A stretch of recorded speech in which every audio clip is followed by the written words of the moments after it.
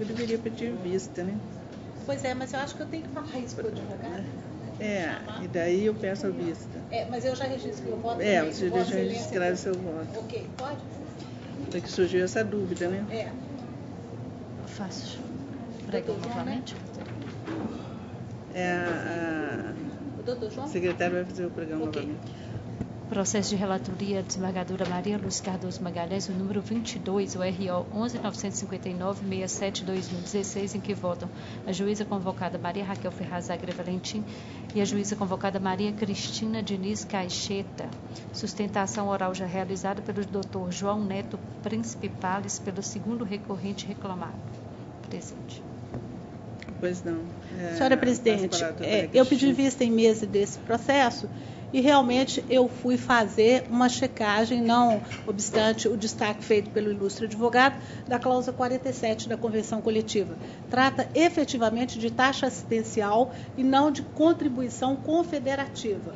Então, nesse aspecto, eu, pedindo vênia a Vossa Excelência, eu daria provimento para manter o desconto efetuado pela instituição de ensino. E, senhora presidente, antes de terminar, eu sei, Vossa Excelência já me adiantou que provavelmente deve pedir vista nesse processo, e se assim o for, já deixar registrado o meu voto, porque é a última sessão que eu participo, no sentido de negar provimento ao recurso, ou dar provimento ao recurso da empresa para manter o desconto efetuado com base na cláusula 47 da Convenção Coletiva. E, presidente, só mais um momento de fala.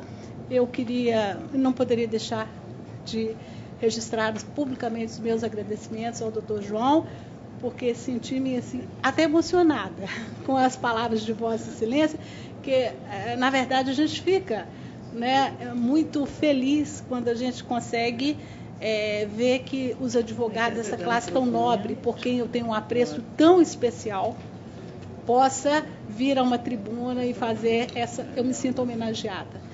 Então, eu queria agradecer profundamente a Vossa Excelência, não só pelo elogio, que o elogio eu acho que é uma consequência, mas sim pela certeza de que um trabalho realizado pode ser acompanhado e pode ser valorizado. Então, eu fico muito emocionada e muito agradecida. Muito merecido, Excelência. E eu estou pedindo vista dos autos para analisar essa questão dos descontos. Adiado para o dia 3, né, doutora? Adiado para o dia 13 de julho. 3, né? 3. 3. Tá certo. Obrigado. Boa tarde. Obrigada a todos. Muito obrigada. Pelas crianças. A sala da doutora Paula. Não conheço. Quando aluno, Dia 13 de julho de 2019.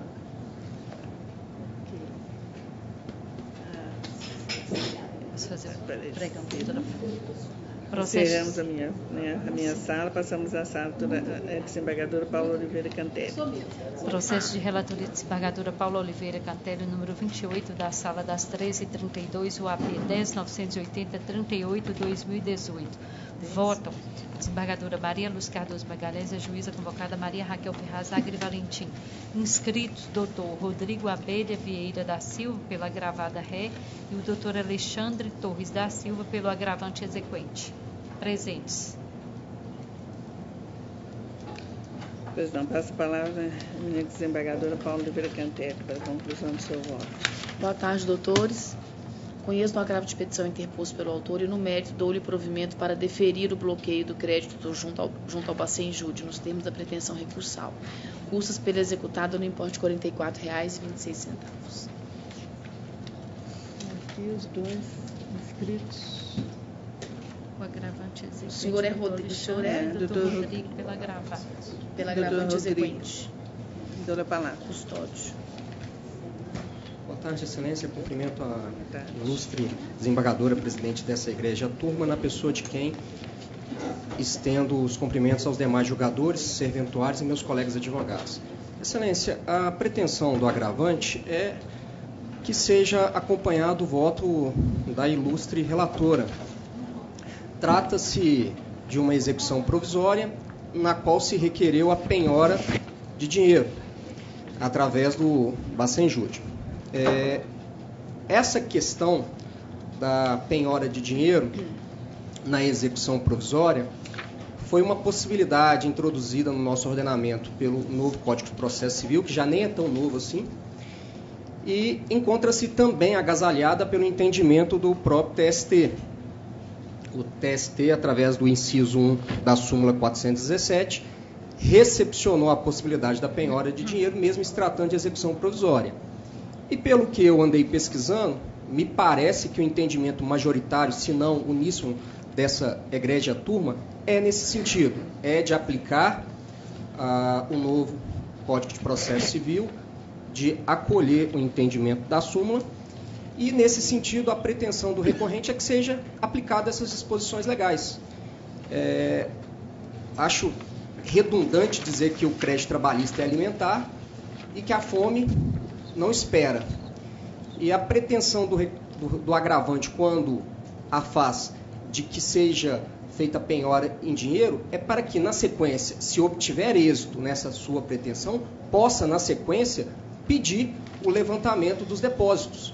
Logo, se for deferida e se for acolhida o desejo da agravada de oferecer um bem à penhora, esse direito subjetivo do agravante será frustrado. E, caminhando já para o final, há de se destacar também que, embora a agravada insista pela manutenção da penhora de um bem oferecido, a pretexto de ser a forma menos gravosa para o devedor, ela não alegou, tampouco provou qual seria o prejuízo que isso traria a ela. Ela simplesmente invocou um princípio, mas sequer se deu cuidado de dizer qual seria o prejuízo efetivo que isso traria para ela. Então, diante dessas considerações que faço aqui na tribuna, respeitosamente, o agravante requer que seja dado provimento ao seu agravo de petição, acompanhando o voto, a proposta de voto da eminente relatora. É o que se requer. Pois não. Passa a palavra.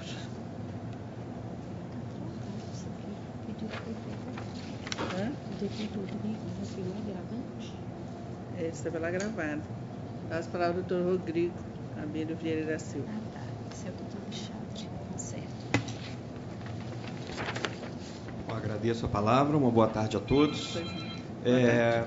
Gostaria de iniciar aqui que o recurso, em princípio, do agravante, ele não mereceria sequer conhecimento, uma vez que ele fere o princípio da dialeticidade, como inclusive sustentou aqui agora o procurador do agravante, não houve um ataque aos fundamentos da decisão. Ele foi uma mera cópia dos embargos declaratórios, que, por sua vez, já foram cópia da manifestação apresentada quando o agravado apresentou o bem em garantia. A afronta ela fica evidenciada, uma vez que os recursos interpostos foram com fundamento pela possibilidade de penhora da execução provisória, quando o fundamento da decisão dos embargos foi de que a execução deve se dar de modo menos gravoso ao executado, especialmente se tratando de um alto montante de quase R$300 mil. Superada a preliminar, adentrando ao mérito, eu gostaria aqui de destacar que não podemos perder de vista que a permissão da súmula 417, invocada também pelo agravante, que autoriza a penhora de dinheiro em execução provisória, ela não revoga o comando expresso do artigo 805 do CPC de que a execução deve se dar de modo menos gravoso ao executado. Ademais, do cotejo dessa súmula, com o parágrafo único também do artigo 805, não pode perder de mente que a previsão da súmula deve ser aplicada quando o executado não cumpre voluntariamente a obrigação de pagar ou garantir a execução. Fosse assim, como pretendido pelo agravante, estaríamos amputando os artigos 880 e seguintes da CLT, que prevê o regular curso da execução. Por fim, no que tange ao modo menos oneroso de garantia da execução, abordado na contraminuta, é evidente que o montante homologado de quase R$300 mil da execução provisória, a garantia ocorra através de penhora de um bem, ao invés de dinheiro, principalmente se tratando que a agravada trata-se de uma sociedade simples com capital social de R$20 mil, valor 15 vezes inferior ao da dívida no processo, o que impactaria demasiadamente na sua sobrevivência do mercado. O agravante sustentou que ainda a questão da prova da reclamada, não há na lei a necessidade da prova da indicação de um bem para garantia da execução, há apenas a necessidade de garantia quando intimado para tanto, e assim procedeu a reclamada. Então, sendo que tinha para destacar aqui, agradeço a atenção de Vossa Excelência e peço pela agravada pelo não conhecimento do agravo e que, se assim seja, que venha a ser rejeitado no mérito. Boa tarde. Retorno a palavra, desembargador Paulo Cantelli. Cumprimento os advogados pelas sustentações orais feitas na tribuna. Rejeita preliminar de ausência de eletricidade suscitada pela ré, porque, a meu ver, as razões recursais ofertadas, elas expuseram todos os motivos e fundamentos pelos quais o autor pretende a revisão do julgado. Então, eu mantenho, afasto essa preliminar. Em relação ao mérito, vou retratar o que aconteceu. Foi feita a homologação dos cálculos na execução provisória e executado indicou um bem a penhora, que é um ônibus Scania, no valor, segundo ela, de 450 mil. Só que esse veículo ele está com anotação de alienação fiduciária. O autor, então, ele discordou da indicação da ré, manifestando-se que o bem é mesmo, que foi indicado para a penhora, ele foi indicado em outras duas ações também, e que ele não seria suficiente para satisfazer as duas execuções, ainda mais porque ele já tinha 10 anos de uso, então ele foi sobreavaliado e requereu novamente a penhora em dinheiro. O juiz da execução, diante disso, através da decisão, acolheu o bem indicado a penhora pela ré, determinando a expedição de mandado de penhora e avaliação do ônibus, que não foi cumprido. E não foi cumprido porque, segundo a senhora oficiala de justiça, essa empresa não se encontra há 9 meses mais no local que foi determinado a penhora do bem, porque já tinha encerrado suas atividades naquele local e tinham se mudado para o bairro Ouro Preto. O autor, com isso, ele opôs embargos de declaração que foram rejeitados e, contra essa decisão, ele interpôs o presente agravo de petição, que, a meu ver, nos termos do artigo 899, caput, é permitido a execução provisória das sentenças proferidas em ações trabalhistas até a penhora. E, de fato, o artigo 835 prevê que a penhora deve ser feita preferencialmente em dinheiro.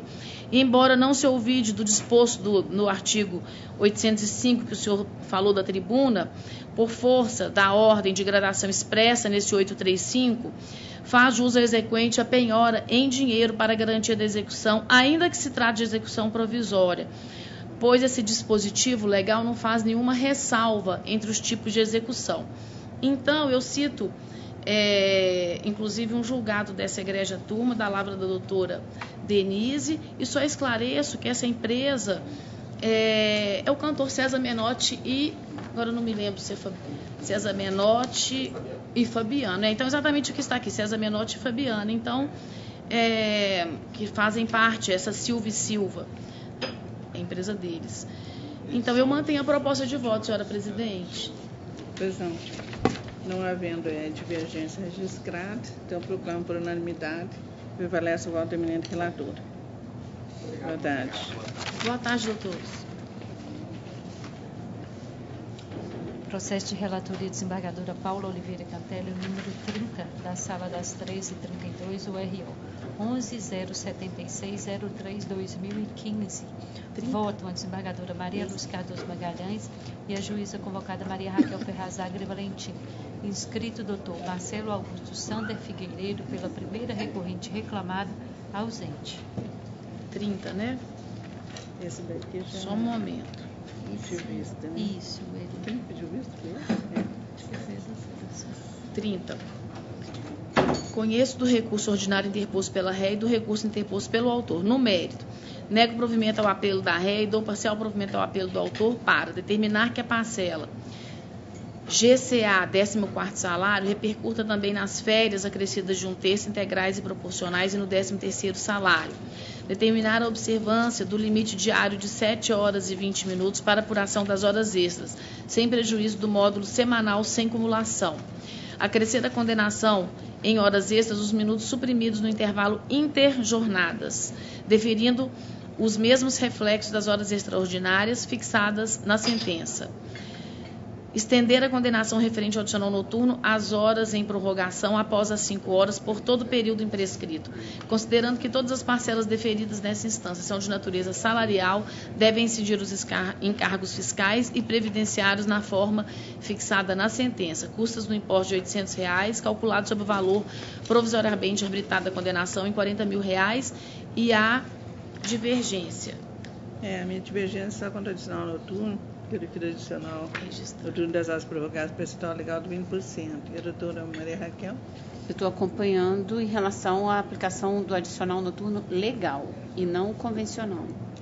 Que seria do 20% legal, né? Então, então eu fico vencida. A relatora terá que fazer a adequação quanto ao adicional noturno. Então, a doutora Paula adicional noturno. Prevalece o voto da relatora por maioria.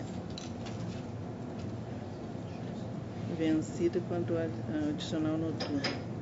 Quanto ao percentual legal do adicional noturno. Ok.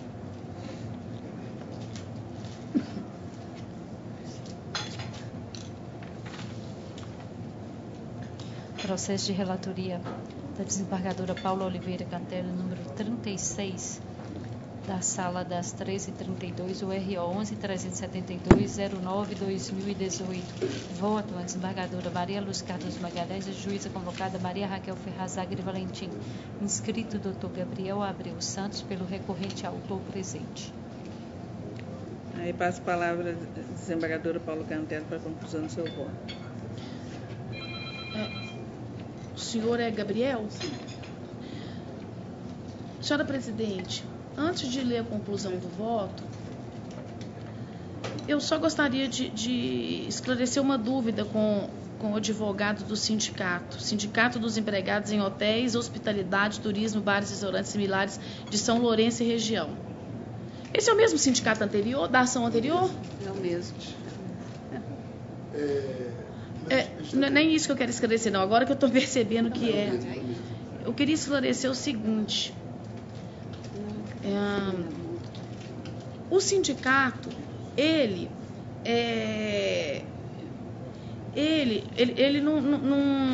procurou a implementação desses benefícios que foram consignados na convenção coletiva. Ele procurou, ele fiscalizou, ele procurou que fosse implementado esses benefícios de auxílio dentista, odontológico, Ele procurou fazer isso? Nós temos esse trabalho já desde 2014, já está na convenção desde 2014, isso.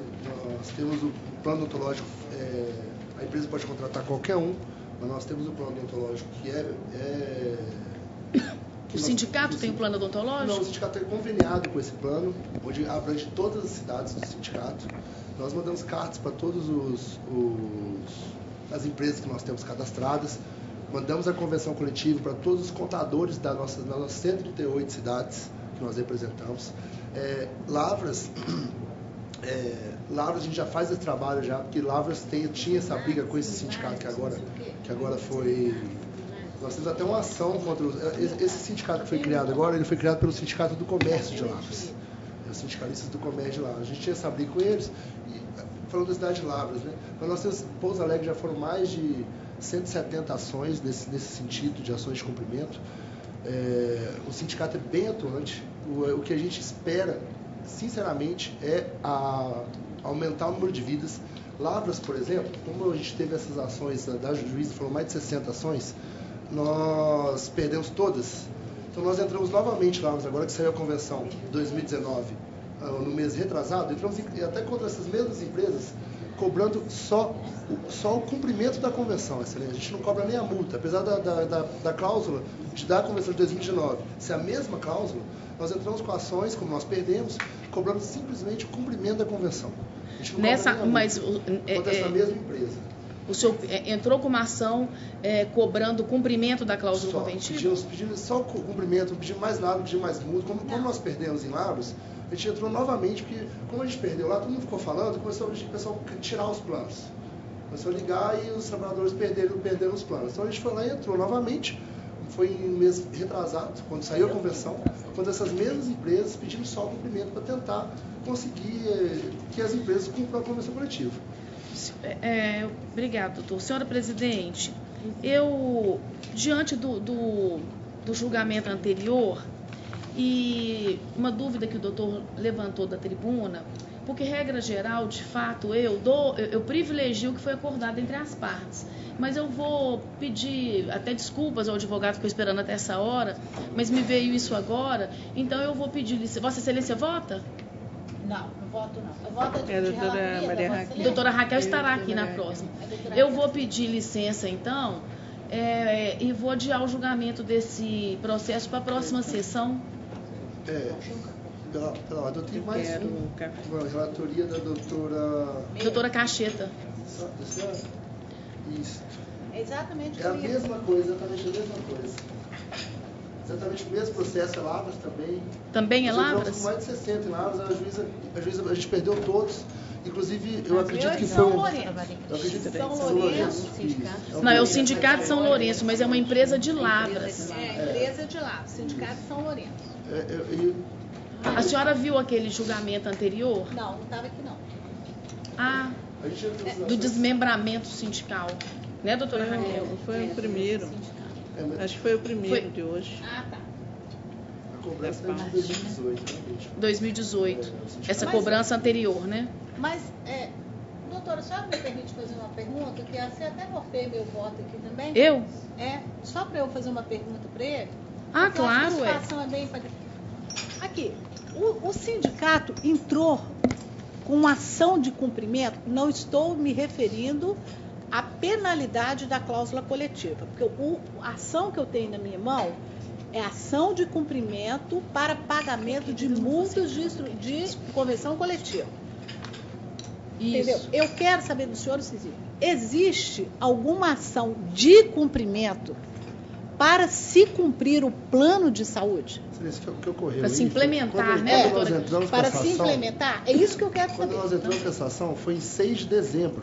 Então a convenção acaba 31 de dezembro. Então nós lá no escritório achamos melhor não pedir o cumprimento, pedir a multa para quando sair essa nova convenção, como saiu agora, saiu um mês retrasado. Nós entramos exatamente com essa mesma empresa, que é o lá no Rubio, né? Entramos exatamente contra a mesma empresa e dessa vez nós não estamos pedindo nem a multa, estamos pedindo só o cumprimento da convenção. Então, doutora Paula. Com base na convenção coletiva de 2019, que saiu no mês retrasado. Na nova convenção. E a cláusula é a mesma, a gente só pede o cumprimento, não pedimos a multa. Então, assim, se eu bem entendo, se a senhora me permite fazer claro, um esclarecimento, é porque a mesma situação, nós vamos ver esse processo daqui a pouco também, que é o do doutor. Olha aqui, como é que eu posso dar uma multa daquilo que ele não pediu efetivamente o cumprimento da cláusula? Porque a multa é consequência do descumprimento da cláusula, concorda? Pactua-se, olha, tem que fazer o plano de saúde. Não efetivou o plano de saúde, paga-se a multa X. Então, o que aconteceu, que eu pude entender que o doutor está falando ali, é o seguinte, ele veio pedindo, como a convenção coletiva estava terminando a sua vigência, em vez deles pedirem efetivamente a implementação da cláusula, que seria a instituição do plano de saúde e odontológico, eles pediram a multa. Mas pelo que eu entendi, o doutor falou que eles pediram entraram com a ação de cumprimento da implementação do benefício. Mas agora com base na segunda convenção. Na primeira não. Não, eles estão fazendo agora com base, porque eles entraram com 60 ações, todas foram julgadas improcedentes, e agora, com a nova convenção coletiva, vocês estão entendendo por pedir a implementação do plano. O que a gente busca é não o prejuízo do nosso representado. Não, mas eu entendi. Isso. Eu acho que agora sim, o procedimento, no meu modesto entendimento, o procedimento agora da segunda ação que vocês estão entrando, está correto. É pedir, comprove a empresa que implementou o plano de saúde. Não é isso que o senhor está pedindo nessa segunda ação? Não, ela já comprovou aí nos autos que ela não implementou. Não, tá sim, isso a empresa assume que não comprovou. não Pelo menos então, no meu, ela assume, acho que no de Vossa Excelência também. Mas, e eu quero saber o seguinte também, o sindicato, ele fiscaliza, durante o ano de 2018, ele comprova essa fiscalização de que, porque, pois é. O que o sindicato faz? A gente tem o nosso plano odontológico, nós vamos lá no plano odontológico, vemos as empresas que não têm o plano, que elas não estão pagando, a gente pega as empresas que não estão pagando, mandamos cartas para os contadores delas e para as empresas, como elas não se manifestam, nós vamos lá e entramos com ação de cumprimento de convenção. No caso aqui, claro, a gente entrou pedindo a multa, porque a convenção já estava... Tanto que a audiência foi só depois das férias, 21 de fevereiro, de janeiro, né? Depois a audiência foi lá, como que eu ia chegar na audiência e pedir Tanto é que vocês já entraram novamente contra essa mesma empresa. Mas nós entramos no sentido de quê? De provar para o juiz que a gente não tem um intuito arrecadatório. Entendi. Esse foi o nosso agora, sentido. a segunda ação que vocês estão entrando é exatamente contra essa mesma empresa, para que ela comprove que implementou. Não, mas aqui a gente pede aí nos autos de Vossa Excelência, não, né? Nos autos de Vossa Excelência. É só pede a multa. Nós pedimos a comprovação do plano. Nessa comercial lá no RU. Caso tenha o plano odontológico, comprove. O meu é só a multa. A gente pede a comprovação, sim. Eu tenho, se der, tá vendo? Não, se eu puder ler um acordo, uma emenda de um acordo da Excelentíssima Desembargadora Maria Cecília Alves, da primeira turma, multa normativa e exigibilidade. Havendo previsão inserida nas convenções coletivas de trabalho, quantas multas são elas exigíveis, sempre que se constatar o fato gerador nelas previstas. No caso dos autos, comprovada a infração, a causa normativa é devida à multa convencional. Não, isso aí eu concordo, não tem dúvida disso, doutor. É só, eu vou adiar o julgamento porque realmente eu fiquei, essa situação me incomodou agora que tomei, que me dei conta disso. Então eu vou adiar.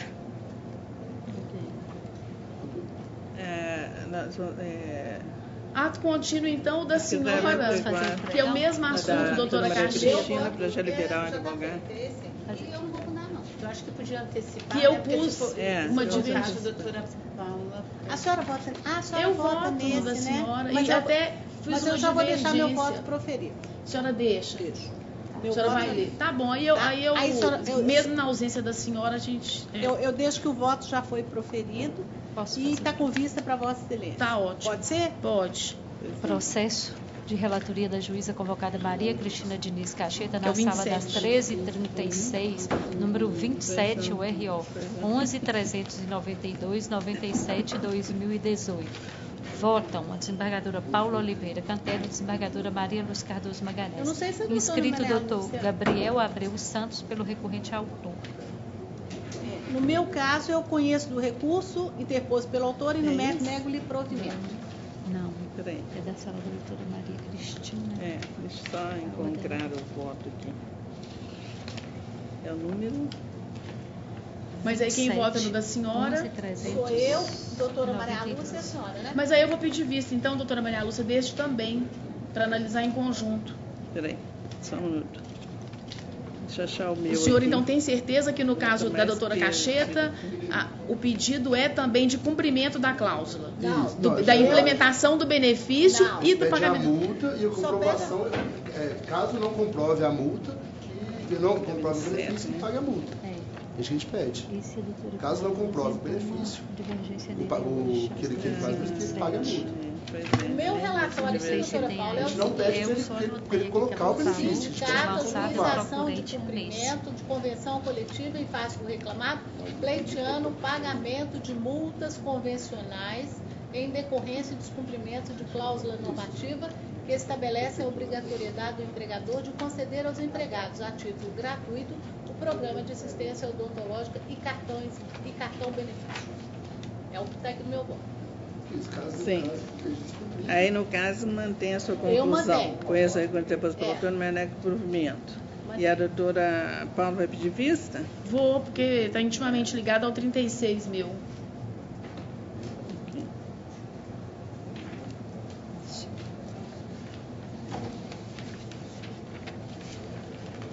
Então, adiado para o dia 13 de julho, né? Ô, Fabíola, vocês têm clipes? 13 de julho de 2019. Vocês têm clipes?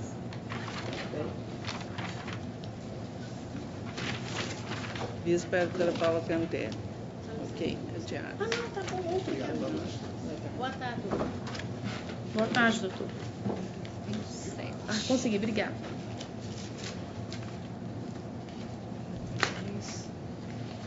O próximo, doutora Maria Cristina. Agora são os Não. meus? Tem que voltar Agora lá você na... vai voltar para a sala. Doutora Maria Raquel. A senhora doutora Paula, está faltando um, né? Sim. Então, vamos encerrar a senhora doutora Paula. Processo de relatoria de desembargadora Paula Oliveira Cantelli, número 34, da sala das 13h32, URO 11.237.23/2016.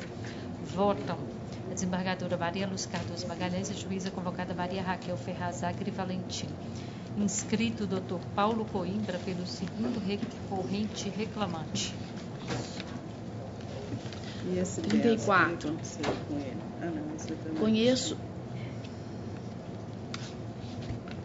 Ok, senhora? Não, pode Pode? proclamar a conclusão do seu voto. Conheço os recursos ordinários do sindicato autor e da ré, exceto quanto à matéria atinente à legitimidade ativa de causa do sindicato autor em face da preclusão consumativa pró judicato, nos termos do artigo 836 da CLT, combinado com 500 do CPC, por quanto já analisado e decidido no acórdão de folhas 650 e 652. Rejeita as preliminares de litispendência e coisa julgada. No mérito, nego o provimento ao apelo da ré e dou parcial provimento ao recurso do autor para declarar a competência da Justiça do Trabalho para apreciar o pedido de repasse das contribuições para a FUNCEF. Definir os reflexos da quebra de caixa em contribuições à FUNCEF, determinando a ré que proceda o recolhimento dos valores correspondentes às contribuições devidas à FUNCEF sobre as parcelas salariais deferidas neste feito a cargo do empregado e do empregador nos termos dos regulamentos que regem a matéria e vigentes em cada época com a devida comprovação nos autos. Ressalta-se que a cota parte do substituído será por ele suportada, devendo ser reduzida das parcelas deferidas no feito e recolhida pela ré, assim como a cota parte que lhe cabe, ambas incidentes sobre as parcelas salariais deferidas no feito. E majorar para 20% o percentual dos honorários advocatícios assistenciais sobre o valor líquido da condenação, mantém o valor arbitrado da condenação. Pois não. Boa tarde. Passa a palavra, doutor Paulo Coimbra. Mauro. Paulo. É o doutor Paulo Coimbra. Agradecida excelência, boa tarde a todos. Senhora presidente, senhora relatora, demais componentes da turma, Ministério Público, os colegas aqui que assistem, servidores. O voto nos atende, excelência. Eu gostaria apenas de resguardar o direito de sustentação, caso haja voto divergente. Sim, há uma pequena divergência quanto aos honorários advocatícios assistenciais, porque eu estou mantendo o percentual de 15% arbitrário em primeiro grau. E quanto ao restante do mérito, acompanho a eminente relatora. Doutora Maria Raquel. Excelência, eu vou pedir vênia, eu acompanho Vossa Excelência no ponto, mas eu vou pedir vênia para ficar integralmente vencida no RO da reclamada, do sindicato reclamante, para negar provimento. Então, prevaleceu o voto da relatora. Então, como é que vai ficar? Aí, no caso, vossas toda?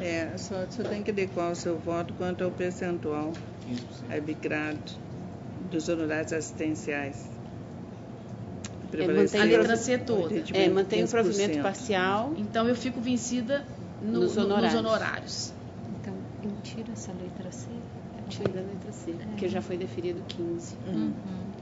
Vencida quanto aos honorários. Fico vencida nos honorários assistenciais.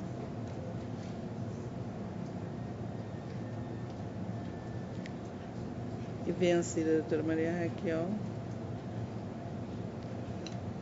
que negava provimento. Ao RO do sindicato autor. Que negava provimento. Na letra A e B, né? Mas eu não tenho que fazer nada. Só adequar. Né? É só excluir. A senhora concordou comigo. Tá.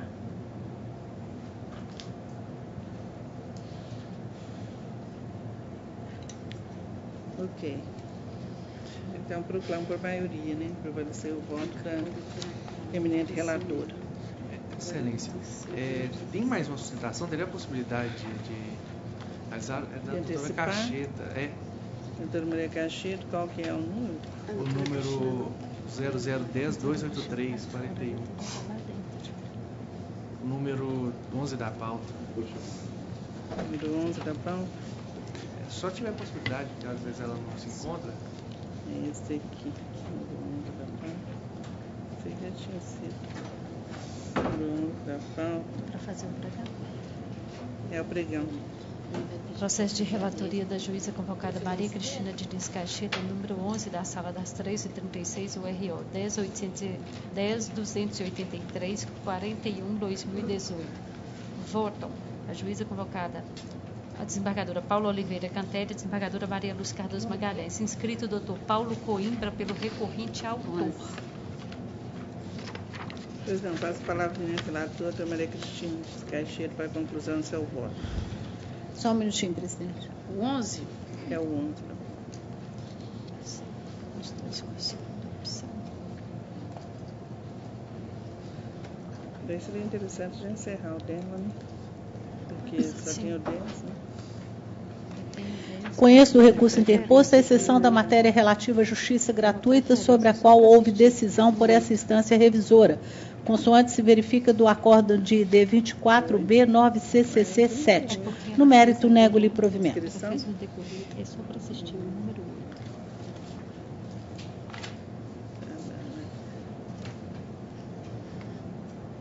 8. Há duas opções de voto, né? Estou votando a primeira opção, presidente. Com a primeira opção. Eu estou com a segunda opção do voto, a doutora Maria Raquel. Sou eu, senhora Paula. Não, é a doutora Paula. Eu fico na segunda opção também. Então, prevalecer a segunda opção do voto. A senhora lê a conclusão da segunda opção? Leio a conclusão da segunda opção. Espera aí só um minutinho. Matéria única, quebra de caixa, né? Isso, para tesoureiro. É matéria única, né? Para tesoureiro? Isso, é o mesmo caso do processo anterior. Não. Com esse do recurso interposto, a exceção da matéria relativa à justiça gratuita, sobre a qual houve decisão por essa instância revisora, na forma do acordo de D constante do voto. No mérito, vencida essa relatora quanto à competência da Justiça do Trabalho para executar contribuições previdenciárias destinadas à previdência complementar. Dou provimento ao apelo para 1. Determinar que a decisão pode ser estendida aos empregados filiados ao autor e que laborarem em municípios cuja jurisdição pertence a outra vara do trabalho, desde que tais municípios pertencem à base territorial do sindicato. B. Condenar a reclamada a pagar aos substituídos que exercem a função comissionada de tesoureiro nas parcelas vencidas, limitadas à data desta decisão, a verba de quebra de caixa, observada a prescrição declarada na origem, com reflexo nas férias, mais um terço, horas extras pagas, 10º salário, FGTS, nas contribuições devidas à FUNCEF. Afastar a condenação do sindicato autor ao pagamento dos honorários advocatícios, condenar a reclamada ao pagamento de honorários advocatícios de sucumbência, hora fixados em 5% sobre o valor líquido da condenação, em favor do advogado da parte reclamante. As verbas resultantes dessa decisão serão apuradas em liquidação, autorizados os descontos fiscais e previdenciários, observando-se os termos da Lei 8.212/91, em especial o artigo 43 e a Lei 8.541/92. Artigo 46, provimento 1/96 da Corregedoria Geral da Justiça do Trabalho e Instrução Normativa SRF 02/93, artigo 6º. Sobre todos os valores incide correção monetária a partir do primeiro dia subsequente ao vencido até a data do respectivo pagamento e ainda juros de mora a partir da data do ajuizamento da ação, nos termos da súmula 200 do TST e súmula 73 deste regional, até mesmo em relação ao FGTS. Sobre os juros de mora, não incide imposto de renda na forma da OJ 400 do TST. Declaro para fins previdenciários que a verba quebra de caixa ostenta natureza salarial, exceto no que tange aos reflexos de férias mais um terço e FGTS. Inverto o ônus de sucumbência e condeno a reclamada ao pagamento das custas no importe de R$ 700, calculado sobre o valor da condenação, hora fixado em R$35 mil, vencida a relatora. Pois não. Aí prevaleceu então a segunda opção do voto, unânime, né? Excelência, só uma questão. É porque a ilustre relatora, ela, na leitura da conclusão, ela falou apenas tesoureiro executivo. Só que a própria reclamada, ela dá alguns nomes diferentes. Aí, se tivesse a possibilidade de constar tesoureiro executivo, técnico de operação de retaguarda e tesoureiro de retaguarda, só para resguardar todos. Doutor, matéria de ED, se for o caso, se Vossa Excelência se entender. Na verdade, é só para... Era para tentar resolver agora. Mas... Tá bom, doutor? Sim, senhora. Obrigada. Agradecido, boa tarde a todos, bom trabalho. Então ficou unânime esse resultado. Eu vencida. Então, prevaleceu a segunda opção do voto, vencida, doutora Maria Cristina. Como a matéria... Deixa eu ver se o voto está pronto aqui na segunda versão, doutora. Só um minutinho, por favor. Tem a primeira opção 2, limite de jurisdição. Opção 1, quebra de caixa. Tá, sim, já está pronto o voto. Engraçado, eu achei que eu fosse ficar vencida. Eu também achei, porque a doutora... Por isso que eu li a primeira opção. Viu, doutora? Não, é que em princípio eu achei que ia ficar com a primeira opção, porque a doutora Maria Cristina fez constar uma ementa, que é de minha autoria, na primeira opção. Aí como eu tinha uma ementa sobre esse assunto da minha autoria, né? Eu falei, bom, então eu estou com a primeira opção. Né? Depois dei atentamente, que já mudaram as situações, né? Toda hora muda. Então eu ainda anotei aqui, esta ementa não trata da mesma hipótese. E sim de dirigente sindical fica afastado. Então não encaixa nessa hipótese da quebra de caixa aí. Eu vou continuar como relatora, presidente. Já está pronto, né, doutora Caxias? Já está pronto. Está pronto, para iluminar. Continua na sala, doutora Maria Cristina. Agora, só encerrando a sala, doutora Maria Cristina. Agora é minha sala? Que houve um pedido de preferência, número 8. Não tem o 10 ainda que tem que chamar. Ainda tem o 10? Desculpa. Processo de relatoria da juíza convocada Maria Cristina Diniz Caixeta, número 10, da sala das 13h36, o ROPS 10.236-63-2019. Votam desembargadora Paula Oliveira Cantelli, desembargadora Maria Luz Cardoso Magalhães. Inscrita a doutora Adriana Dourado Torres e outros pela recorrida reclamada. Ausentes. Então, passo a palavra à doutora Maria Cristina para a conclusão do seu voto. Conheço do recurso e no mérito nego-lhe provimento. Não havendo divergência registrada, proclamo por unanimidade a conclusão do voto da doutora Maria Cristina. Agora é o número 8. Sim. Processo de relatoria da juíza convocada Maria Cristina Diniz Caixeta com preferência. Número 8 da sala das 13h36. O RO 10.168-18-2017. Votam a desembargadora Paula Oliveira Cantelli e a desembargadora Maria Luz Cardoso Magalhães. É inscrita para assistir a doutora Carla Braga Santos pela recorrida. Recorrente. Esse daí é o ROPS? Pela recorrente reclamada. 10.101. É um ROPS? Não? Esse, peraí, o 8 da doutora Caixeta? Sim, uma preferência. Senhora presidente, é o número 8. Ele é o número 8. Não, pensamos que é o número 10.168, 18. É 101. 18, 2017. 2017.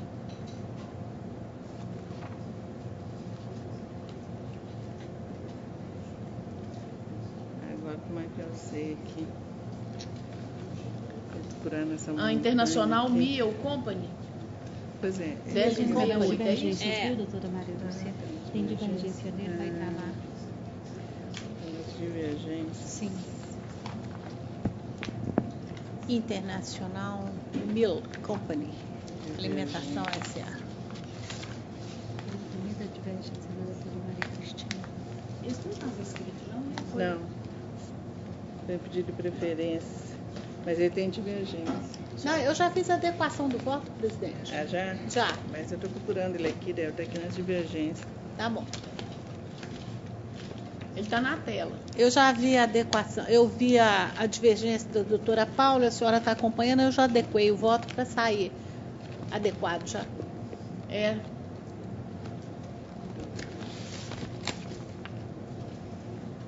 Ok, então, a relatora... Bom, ele está acompanhando a divergência.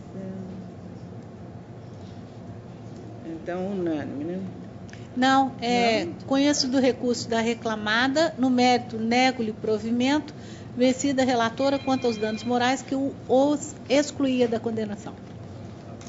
Mas eu já adequei o voto. Então, prevaleceu o voto da relatora. Como é que é? Prevaleceu o voto da relatora? Com as adequações da divergência.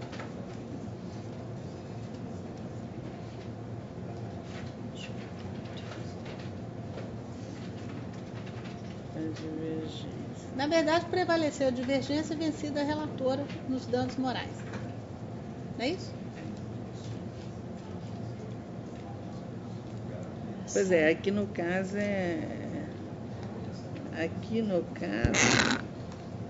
quem fez a divergência é a doutora Paula, e eu acompanhei, né? É. Então a redatora fica sendo a doutora Paula. Eu? É só esse assunto? A doutora Cacheta já fez adaptado? Não é, doutora Cacheta? Espera aí, deixa eu ver outra vez. Nós não estamos no 8? Tá. É o 8. Eu li a conclusão aqui, que ele estava na tela, ele já está com a conclusão adaptada. Espera aí, só um minutinho.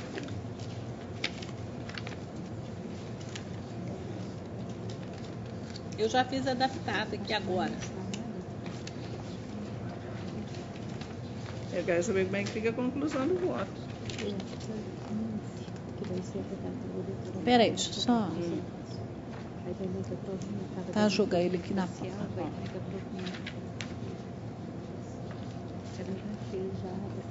Então, se você já fez a adequação, ele fica unânime. É porque existe ela fez a uma... adequação colocando vencida. Não, eu fiz o ajustamento me colocando vencida. Na verdade, prevaleceu a divergência vencida. Eu ficando vencida apenas no dano moral, porque tem outras matérias. Tem responsabilidade subsidiária no voto, tem rescisão indireta, tem estabilidade gestante e danos morais. Então, eu fico vencida somente no tópico dos danos morais. E quanto a isso, eu já fiz a adequação do voto. Prevaleceu o meu voto, exceto quanto ao... Pois é, prevaleceu o voto da relatora. Já adaptado, né? Com a divergência. Já adaptado. Quanto ao dano moral. Quanto aos danos morais.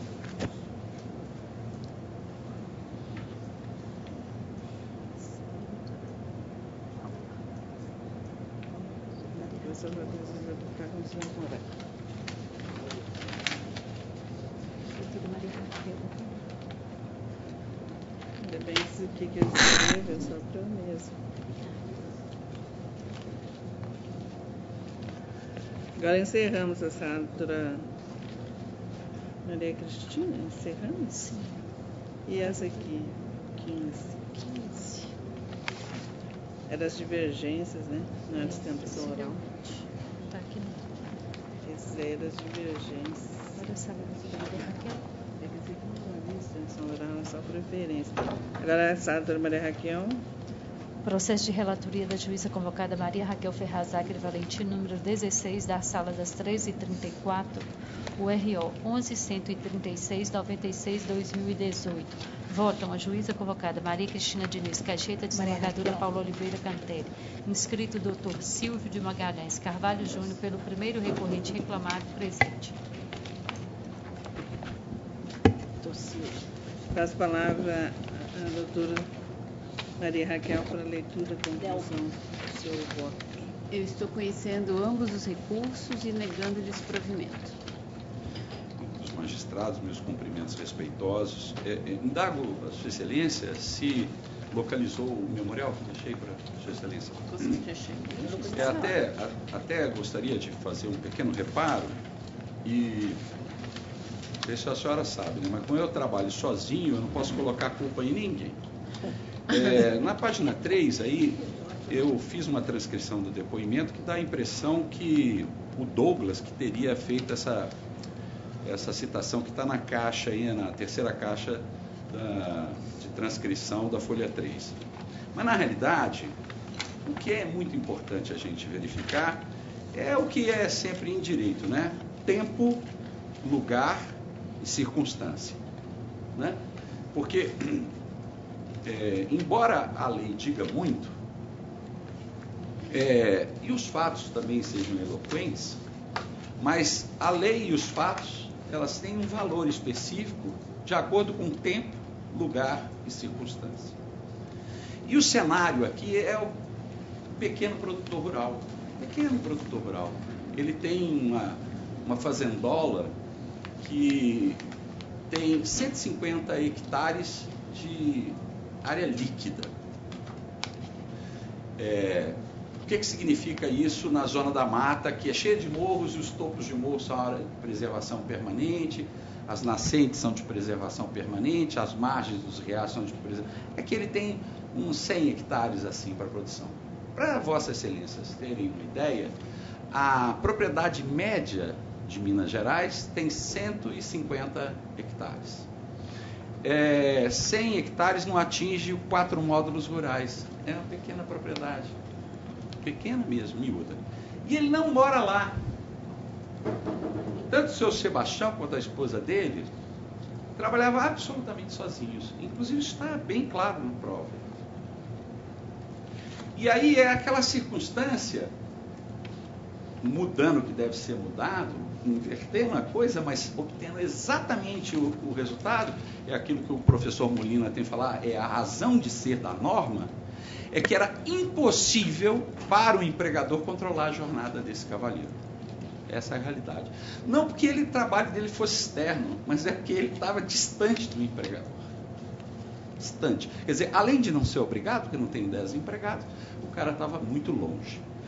E quem conhece a realidade do campo é o seguinte, ele era um retireiro. O retireiro, ele tira leite de manhã, tira leite à tarde, quando tem 2 ordenhas, e cuida do que eles chamam de gado falhado, que eu me lembrei isso, ri muito quando vi na prova falar. Gado falhado é o gado que não produz leite, ele falhou, né? A vaca que não tá prenha e tal, ela não produz leite, mas tem que ser cuidado. E são 30, alguém falou em 30, alguém falou em 32, a prova testemunhal tem essa variação que é natural, né? Não chega a ser má fé nem nada, mas vamos falar no 30, 32 é a mesma coisa.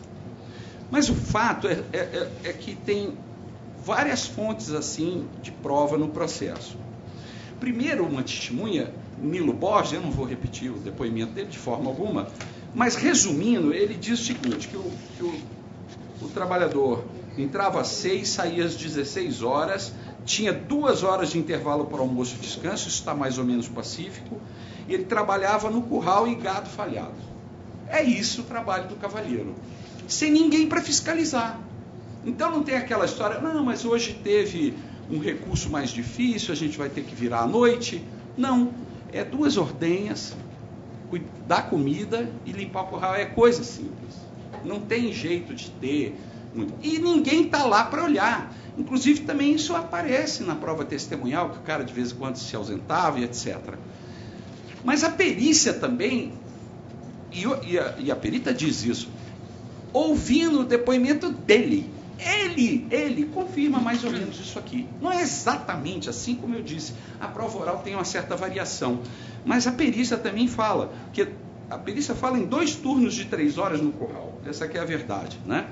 Mas na realidade não é assim, porque tem a ordenha também, né?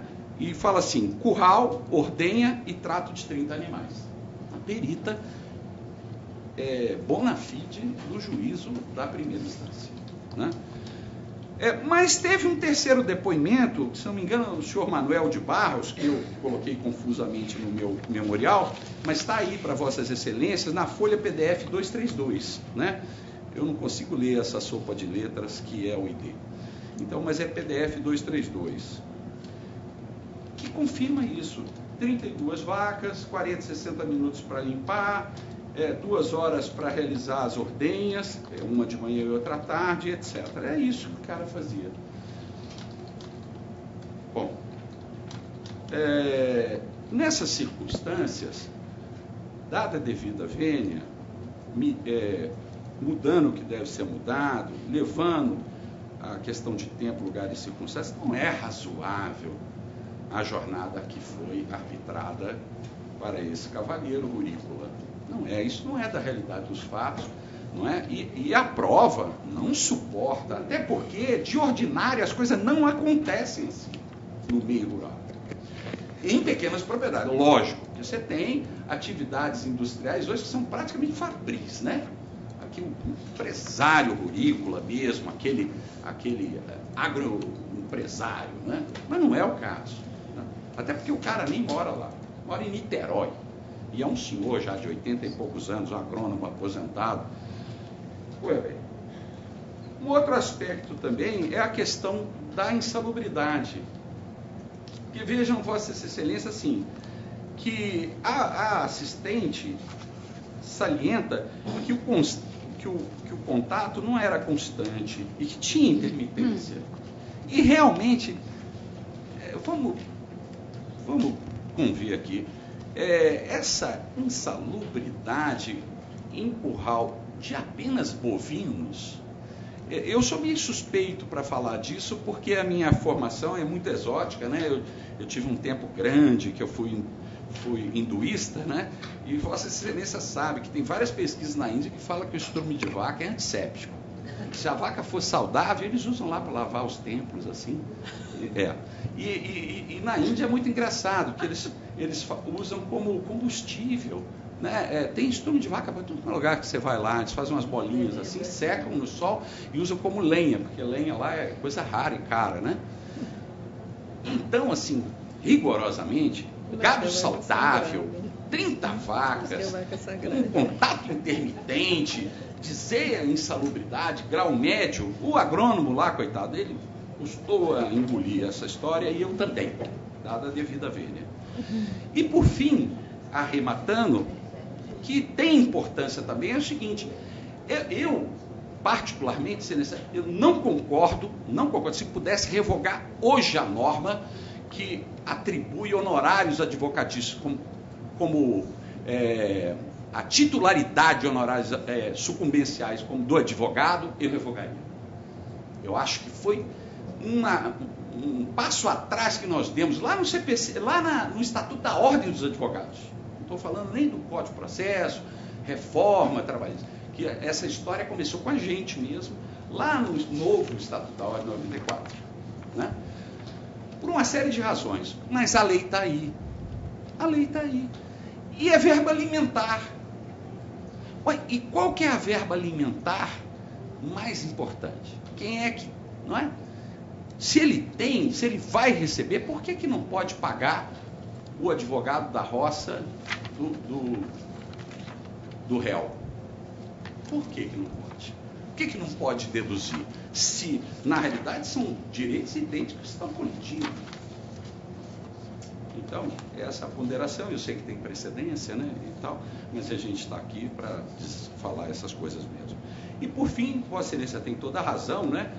Como eu disse, assim, a alegação de pagamento por fora não tem prova nenhuma dessa história, né? Isso aí até é uma piada que eu verifiquei, achei incrível, que o produtor rural não recorreu de tudo que ele perdeu.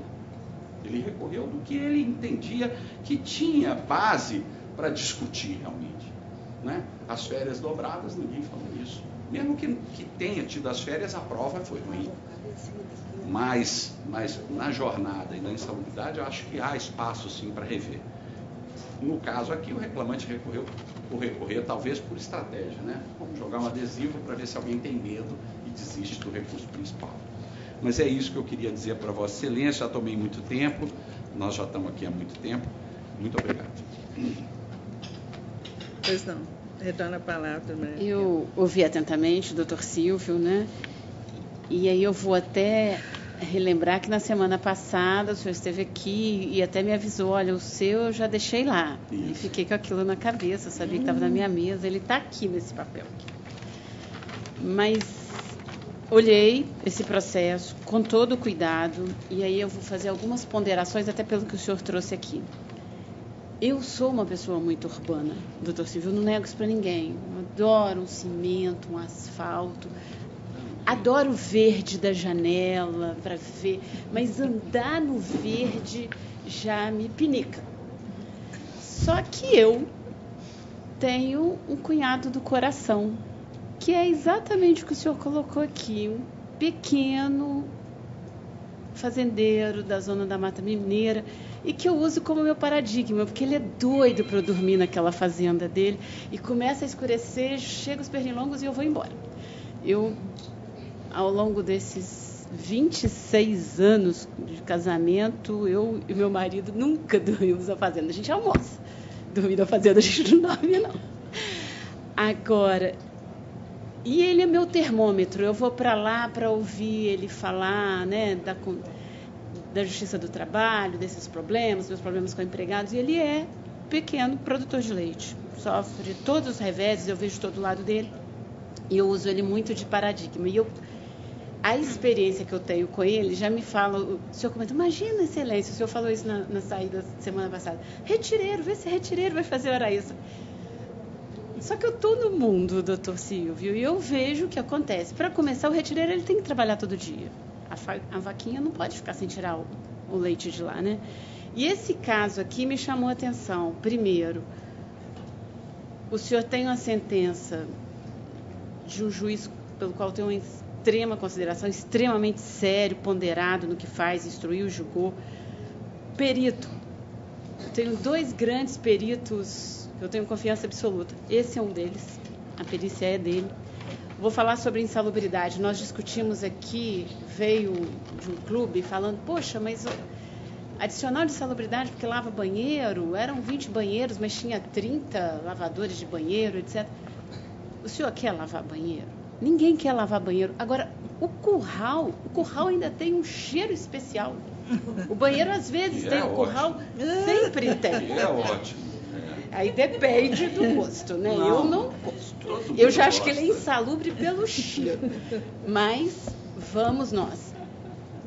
Mutatis mutandis é a mesma coisa. O trabalho que ele faz de limpar e tudo, e o perito traz isso aqui, eu sei até que isso é novo. Eu fico imaginando o meu cunhado, a hora que eu contar para ele que, se eu fosse você, eu começava a pagar a insalubridade para os meninos. Porque a fazenda dele é muito pequena. Mas ele tem uma família que mora lá e ajuda no curral. Só que ele trabalha lá. A tese de que seria trabalho externo, longe dos olhos do empregador. O trabalho dele não é externo, ele está dentro da fazenda, né? O empregador é que está fora, não é o empregado. Eu concordo, acho que isso está na sentença, essa colocação, e aí a gente vai em cima da prova. E eu balizando a prova, com a perícia que me trouxe elementos, para começar, eu até falei, gente, eu tenho que confirmar isso aqui. Não são 30 vaquinhas, mas tem os bezerrinhos, tem os boizinhos, e aí nessa chega em uma centena, né? Se a gente parar para pensar, será que ele ficava só com as vacas? Na hora que ele coloca tira o gado da ordenha, ele não vai olhar o resto do gado? Porque quantos empregados seriam para olhar, para tomar conta de uma centena de animais? E eu não achei data máxima vênia exagerada a jornada fixada. A jornada foi, acho que de 5h30 às 4h. 5h30 às 4h, com 1h30 de intervalo. Aquela testemunha, o Sr. Douglas, a partir da data do Sr. Douglas, ele tira ele coloca que depois disso os feriados tinha revezamento. Então, eu não vi exagero nessa jornada, com base nessa prova, e com base no que a gente vê que acontece em pequenas fazendas que ganham assim centavos pelo litro de leite. Eu sei que é paga para trabalhar, mas eu não vejo o que mudar na sentença. É meu voto sob censura que eu coloco para as demais votantes. Aí é minha proposta. Excelência, questão de fato. Posso? Não. Questão de fato. Posso? Pode. A perícia, que a senhora afirma que é de confiança, ela diz categoricamente, não é uma fazenda, é um sítio e tem 30 animais. Não tem mais bezerrinho nem nada. 30 cuidar de 30, com faca, com bezerro, com gado falhado, são 30. É 100 hectares, excelência. 100 hectares. 4 módulos rurais. Quer ver? É sítio. Sitiante. É isso só. Mas, no mais, a senhora tem fundamento, realmente. Mas isso aí doutora... Vou só colocar aqui, locais de trabalho do reclamante. O reclamado é uma propriedade rural localizada na zona rural de Leopoldina, destinada à criação de gado leiteiro, possuindo aproximadamente 118 animais, divididos entre vacas, bois, touro em singular, bezerros e novilhas. Existem aproximadamente 30 vacas em fase de ordenha. Desculpe. A senhora tem toda a razão. Me perdoe. Pois não. Esclarecidos. É difícil eu... não ter passado. Esse período. O senhor deu um azar até no período. Não tem, não. Passa a palavra para a Maria Cristina. Senhora presidente, a minha divergência já é conhecida, pontual, e é com relação aos honorários advocatícios. Desde que a nova Lei 13467 entrou em vigor, eu sempre entendi que ela trouxe realmente uma mudança significativa em termos de honorários advocatícios, e eu entendo que essa mudança já deveria ter ocorrido, com o meu modesto entendimento, se respeitando todos os entendimentos contrários. Eu acho que o advogado é um profissional como qualquer outro, que tem direito a receber pelo trabalho que ele presta. Então, com relação a essa questão de suspender os honorários advocatícios, doutora Maria Lúcia, eu até tenho acompanhado aqui por uma questão até vamos dizer, de fidelidade ao entendimento dessa turma, de suspender quando não há crédito a receber. Nesse caso aqui, o reclamante tem muito crédito para receber, porque as horas extras existem, o adicional de insalubridade existe. Então, assim, com a devida vênia, eu sei do entendimento da doutora Raquel, mas eu não suspenderia nesse processo de jeito nenhum, até porque acho que a lei é nesse sentido e diz expressamente que, havendo crédito a receber, não se aplica os reflexos de uma justiça gratuita. É o meu entendimento. Então, eu fico vencida nesse aspecto, porque eu daria provimento ao recurso do reclamado para manter o pagamento da verba honorária e não suspendê-lo. Pois não. Doutora desembargadora Paula Canté. Senhora presidente, eu cumprimento o doutor Silvio pela sempre aguerrida e brilhante, todos os elogios do mundo de sua sustentação oral. Peço licença à doutora Cacheta, mas acompanho integralmente o voto da eminente relatora, doutora Raquel, por seus exatos fundamentos. Pois não. Então, prevaleceu o voto da relatora por maioria. Vencida a doutora Maria Cristina com os honorários advocatícios cumbenciais. Bom descanso para todos nós, né? Obrigada, doutor Silvio. Tem mais um. Nós ainda temos mais.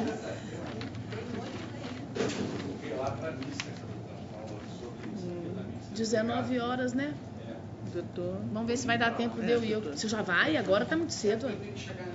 Processo de relatoria da juíza convocada Maria Raquel Ferraz Agra Valentim, número 21 da Sala das 13h34, RO 11.464/86/2017. Votam a juíza convocada Maria Cristina Diniz Cacheta, desembargadora Paula Oliveira Cantelli, inscrita a doutora Luísa Oliveira Mascarenhas Cansado, pela primeira recorrente reclamante, o presente. Pois não, passo a palavra à doutora Maria Raquel para a conclusão do seu voto. Eu estou conhecendo ambos os recursos e, no mérito, negando o provimento. Muito obrigada, excelência. Boa tarde a todas. Sobramos só mulheres aqui, os servidores. Opa! Servidores homens. Mas pelo gênero da maioria, boa tarde a todas. Em relação à questão da equiparação salarial, excelências, que certamente é a matéria mais importante desse processo, eu chamo a atenção para o fato de que o juiz de primeiro grau, ele indeferiu a equiparação salarial ao fundamento único de que haveria diferença de tempo de exercício na função superior a 2 anos. Não obstante, com esse fundamento, o magistrado ele feriu a litis contestatio, na medida em que nem o próprio reclamado alega diferença bienal. Muito pelo contrário. As fichas funcionais, documento juntado pelo próprio reclamado, documento que o reclamado admite como verdadeiro, as fichas funcionais da paradigma direta, a senhora Valdineia, que está na ID A90, C99E, ela indica que a paradigma teria ocupado o cargo em 1/7/2008. A reclamante ocupou em 1/12/2007. Ou seja, não só não há diferença, a teor do que o próprio banco admite, como a diferença que existe, que é menor do que 2 anos, ela é a favor da paragonada e não da paradigma. Assim, quando o juiz decide, além do que a própria tese defensiva argumenta, ele não só fere a litis contestatio, como ele nos impede de fazer a prova. Porque no momento da audiência de instrução e julgamento, a matéria controvertida ela já estava definida e não havia controvérsia em relação à diferença bienal. Justamente porque o banco junta um documento que o próprio banco admite como verdadeiro, a ficha funcional, e nessas fichas não há essa diferença. Assim feriu-se não só o devido processo legal, como o contraditório e a ampla defesa. Além disso, o juiz ele não criou essa diferença, ele tira essa diferença de uma sentença, e justamente a sentença em que a paradigma direta foi equiparada com o paradigma indireto, eu tenho que dizer isso até para ser leal e justa com o juiz, que inclusive eu admiro muito, e ele realmente analisou os autos para chegar a essa conclusão. Não obstante, o fundamento fático daquela sentença não transita em julgado. Não pode ser matéria para que ele venha nessa sentença agora arguir que haveria uma diferença superior à bienal, principalmente quando, repita-se, o banco não alega que há diferença superior à bienal. E aí eu cito aqui o artigo 504 do CPC, que diz expressamente que não fazem coisa julgada. 1. Os motivos, ainda que importantes, para determinar o alcance da parte dispositiva da sentença. A parte dispositiva transita. Agora, os fundamentos da sentença, não. Assim como não fazem coisa julgada, inciso 2º, a verdade dos fatos, estabelecida como fundamentos da sentença. E, finalmente, excelência, em relação aos demais requisitos que não foram objeto de análise pela sentença, porque, como se disse, o magistrado ele se fundamentou exclusivamente na suposta diferença bienal, os demais requisitos eles também estão todos amplamente demonstrados nos autos. Paradigma e paragonados, inclusive o indireto, trabalharam sempre em Belo Horizonte, todos exerciam as mesmas funções, inclusive o mesmo cargo. Se o rótulo do cargo é o mesmo, ambos ocupavam esse cargo para o mesmo empregador, presume-se que exercessem as mesmas funções. Sendo o ônus do banco a demonstração do contrário. Desse ônus, o banco não se desincumbe. Aliás, pelo contrário, a prova oral ela demonstra que todos os gerentes operacionais eles ocupavam as mesmas funções, tanto que havia rodízio entre os gerentes, entre as agências, um substituía o outro, eles faziam treinamentos juntos e participavam da mesma equipe. Sendo assim, eu peço que seja revista a proposta de voto em relação à equiparação salarial e que revista o restante da turma acompanhe. E, finalmente, em relação à diferença de caixa, também ficou provado que a reclamante ela tinha que se ativar no caixa sempre que era necessário, que isso acontecia com muita frequência, porque a agência estava sempre muito cheia, sempre falta funcionário, e fazia parte do gerente operacional. Obviamente, o gerente operacional cuida da parte operacional da agência, E muitas vezes ele tem sim que se ativar no caixa. Isso está aprovado nos autos, assim como está aprovado que ela não recebia gratificação de caixa, mas eram descontadas diferenças de caixas. Assim também em relação às diferenças de caixa, eu peço que seja revista a proposta de voto para ser dado provimento. Muito obrigada. Retorno a palavra, doutora Maria Raquel. Vi atentamente a advogada que trouxe questões interessantes no processo, mas eu vou colocar os 2 pontos. Até confirmei, puxei a inicial aqui. O que a inicial quer é equiparação com a senhora Valdineia, mas com base na majoração que ela teve na ação judicial de equiparação salarial com o senhor Ozanam. E o que o juiz traz, e aí eu discordo da ata máxima vendo na postura da alegação da tribuna, me dá os fatos e eu te darei o direito. Ela só consegue essa equiparação porque ela prova que desde 2004 ela já exercia a função. A reclamante não. Então, eu assim, peço vênia, mas eu entendo, assim como ele, acho que ele foi extremamente perspicaz, porque eu não posso igualar uma reclamante.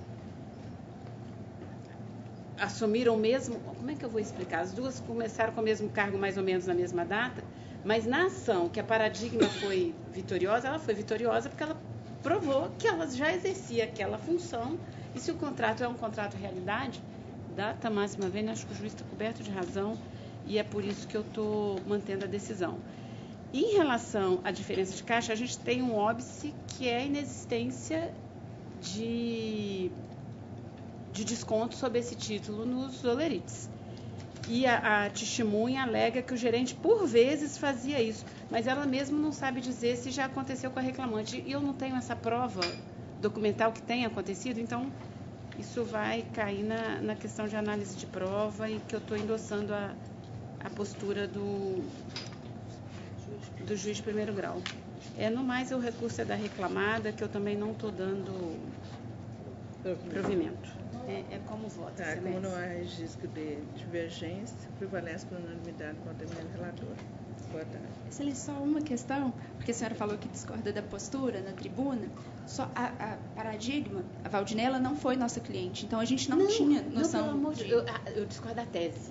Ok. Não, pelo amor de Deus. Só para explicar que realmente isso nos surpreendeu, que a gente eu sou a questão da tese. Eu entendo que como a Paradigma conseguiu, com base nessa argumentação, que é a questão de contrato-realidade, aí definir a equiparação não acho que é o caso. O que eu entendo é que se isso tivesse vindo na defesa, a gente teria tido a chance de fazer a prova de eventual exercício da função antes, ou que faz parte da evolução. Isso entra dentro de um contrato de risco. Essas coisas têm que ser analisadas.